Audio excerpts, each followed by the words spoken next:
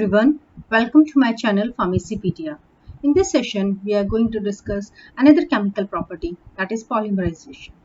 In continuation to our pre-formulation series, this is the last topic of the unit.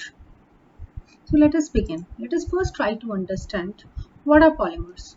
Polymers are basically the high molecular weight compounds which are fashioned by the aggregation of many smaller molecules. Now these smaller molecules are monomers. So when many monomers join together, they form the polymers. Again, this is a chain reaction and it's like linking one molecule to another in a sequence.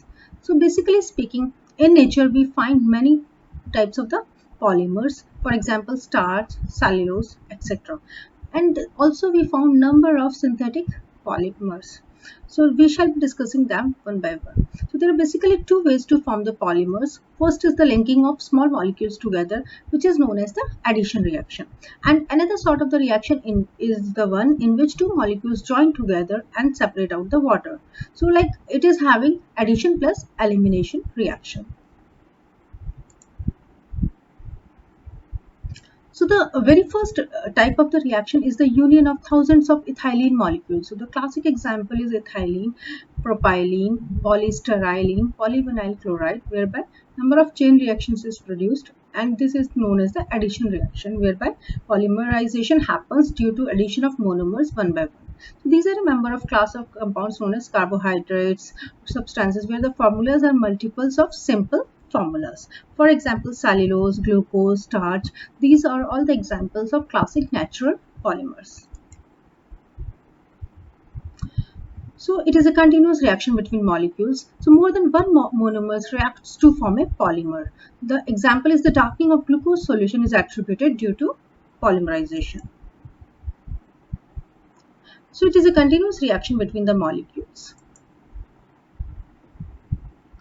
The natural fibers of the proteins such as hair, wool and silk are also the examples of the polymers which contains the repeating units.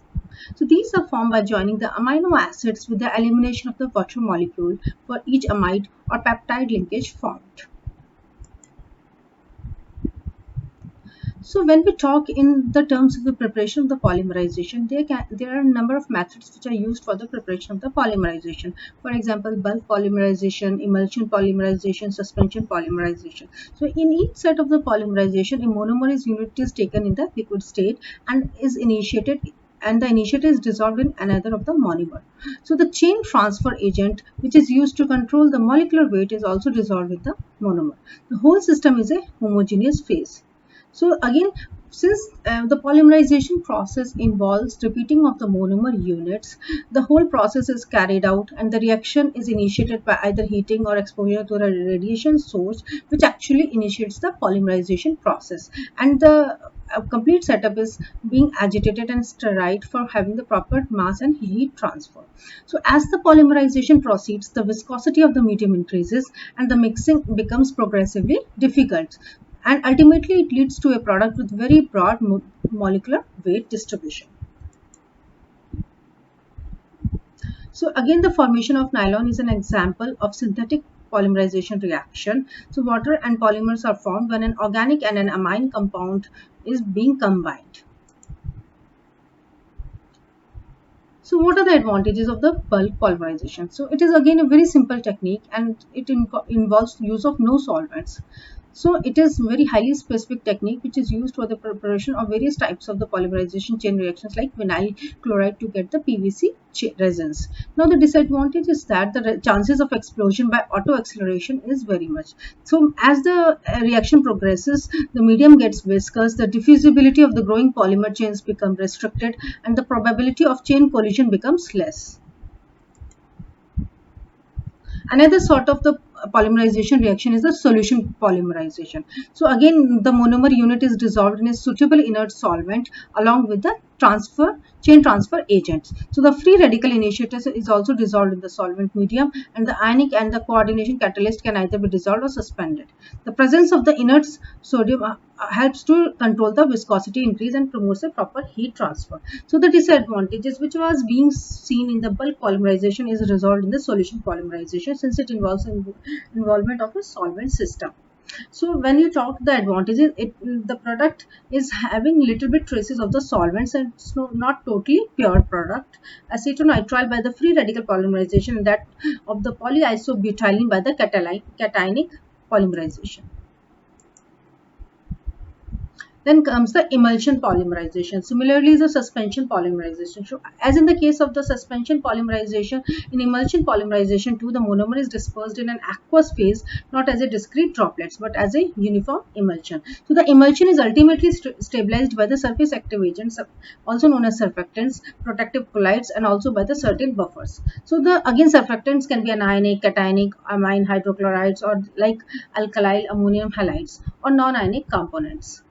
So these are the different types of the polymerization chain reactions, and that can be initiated either by the addition reaction or the elimination reactions. So when we talk about the synthetic reactions, many types of the polymers are being formed, like polyvinyl chloride, polypropylene, polystyrene, starch cellulose. So in synthetic also we have large number of polymers which are being utilized in the industry for various purposes. Synthetic polymers are widely used in the development of different dosage forms. They have varied functions. They are used as a retarding agent. So it is very important from the polymerization point of view to understand the drug substance. If the drug substance is having the capability of doing the polymerization reaction, the reason being that once in the dosage form development, we should be fully aware about the characteristic feature of the drug substance. Moreover, it would be helpful to you if you try to memorize at least 5 to 10 examples of the different sort of the polymers having different functions. For example, polymers are used in the pharmaceutical dosage form development as a retarding agent, or like providing the enhanced stability, or having the it helps in the development of the advanced drug delivery system. So they have the wide role to play. Thank you so much, everyone. If you're visiting my channel for the first time, please do like, share, and subscribe to Pharmacypedia for getting further updates. I hope the video helps you. If you have any query, please provide your views in the comment box. Thank you.